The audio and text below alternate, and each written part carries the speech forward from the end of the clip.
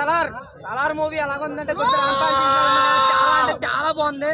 ఇంకా ఎలాగుందంటే ఇంకా ప్రభాస్ గారి ఎలివేషన్స్ కానీ లేదా ఎలివేషన్ కోసం మాట్లాడుకుంటే ఆ సీన్స్ కానీ హైప్ అన్నమాట.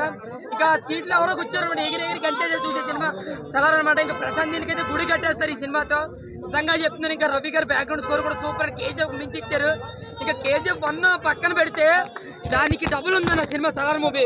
అలాగే ఫస్ట్ హాఫ్ అరగంట కొంచెం స్లో అనిపించింది, కానీ ఇంకా తర్వాత నుంచి ప్రభాస్ ఫైట్లు ఎప్పుడైతే స్టార్ట్ చేస్తారో అప్పటి నుంచి ర్యాంపేజ్ అనమాట. ఫస్ట్ హాఫ్ అంతా ర్యాంపేజ్ అయితే, సెకండ్ హాఫ్ అంతా ఓచుకోత సలార్ ఓచుకోత చూస్తాం. అలాగే ప్రభాస్ యాక్టింగ్ కోసం మాట్లాడుకుంటే బాహుబలి తర్వాత మంచి మాస్ ఒక రక్తాభిషేకంతో రక్తం మీద ఫైట్లు చేస్తుంటే ఆ బాడీని చూసి పులకరించిపోయిందన్న మా మనసు. సో చాలా హ్యాపీగా ఉంది. ఒక 10 రోజులు భోజనం పెట్టకపోతే ఫుల్ మటన్ బిర్యానీ పెడితే ఆడ ఎంత హ్యాపీగా ఫీల్ అవుతాం. మేము అన్ని వెయిట్ చేసి సినిమాలు ఫ్లాప్ అవుతుంటే నిరాశపడి ఇవాళ కేకలేచో చెప్పాలనిపిస్తుంది. ఈ India biggest block buster Baahubali తర్వాత ఆ రేంజ్ సినిమా ఇంత ప్రభాస్ సలార్ మూవీ అన్న. ఇంకా ప్రశాంత్ నీల్ కనబడితే దయచేసి దండం పెడతానమాట. చాలా బాగా తీశారనమాట. సూపర్ ఇక్కడ మించి రాజమౌళిని ఎంతైతే పొగుడుతామో అంతకు మించే నాకు ప్రశాంత్ నీల్ పొగడాలనిపిస్తుంది. నిజంగా ఒక ఫ్యాన్స్ ఏ విధంగా కోరుకున్నారు, ఏ విధంగా ఉండాలనేది ప్రభాస్ని తిట్టు చూపించారు.